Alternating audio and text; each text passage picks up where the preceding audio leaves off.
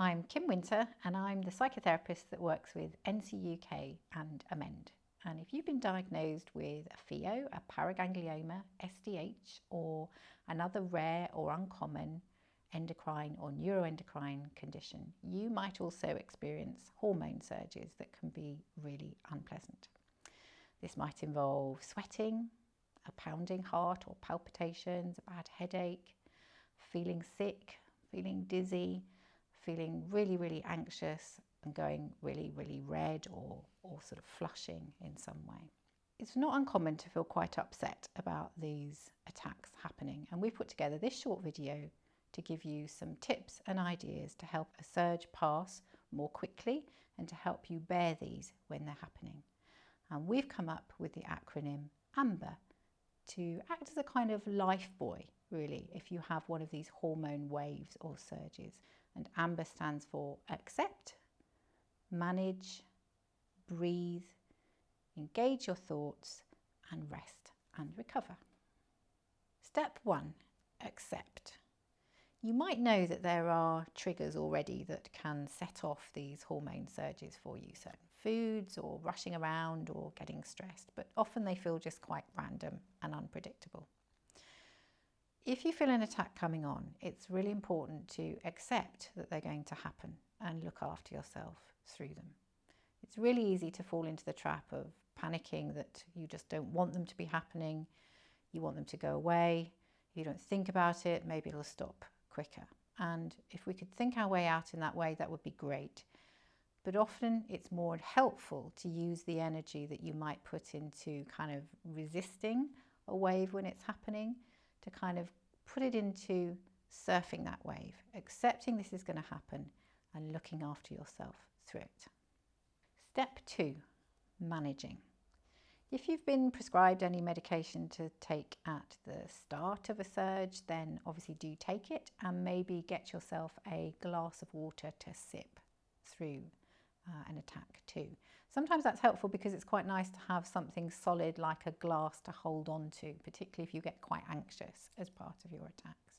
Managing an attack also involves breathing, which is what we're going to look at in step 3, and engaging your thinking, which is what we'll look at in step 4.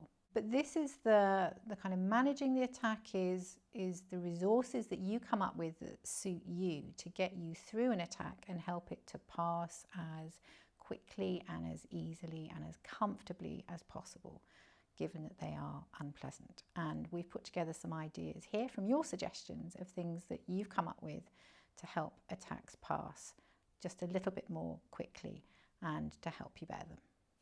A relaxation CD, my pheo playlist of chilled music or relaxing music generally, a mindfulness meditation app on my phone, guided meditations, walking in a cool forest, watching a gentle TV programme, not anything dramatic or exciting though.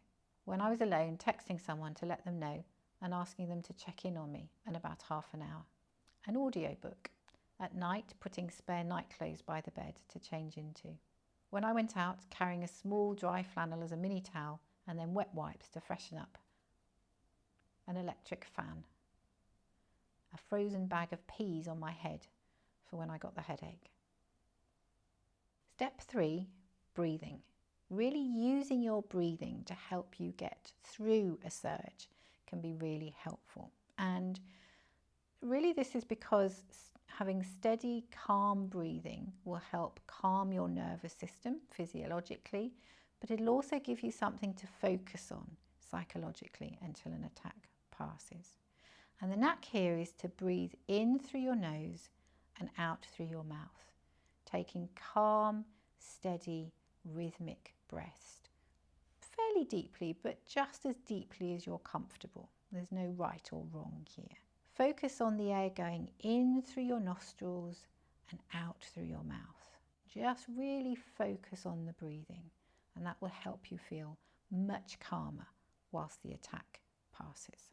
There's lots of different breathing techniques, and we put together a short playlist for you to have a look at, and we'd encourage you to kind of play around with them and look at them and see which ones suit you so that you know you've got something to draw on for when an attack or a wave does happen. Different people like different ones, so have a look and see which ones you're drawn to. Step 4, engage your thinking.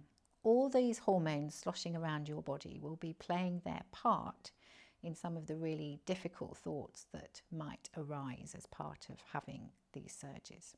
You might have thoughts like, oh God, I'm going to die, or I can't do this again, or I just wish this wasn't happening. And the really important thing here is to start using your thoughts to work with you and help you get through an attack.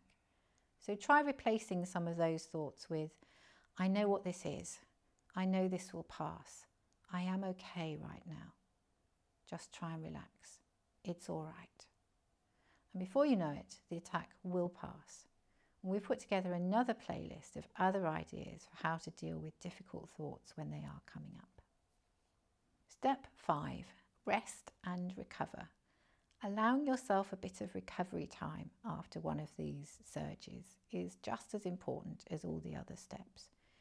It's been very tiring on your body physiologically, having all these hormones just start surging around, and it's psychologically really demanding because you're having to hold yourself steady through these attacks.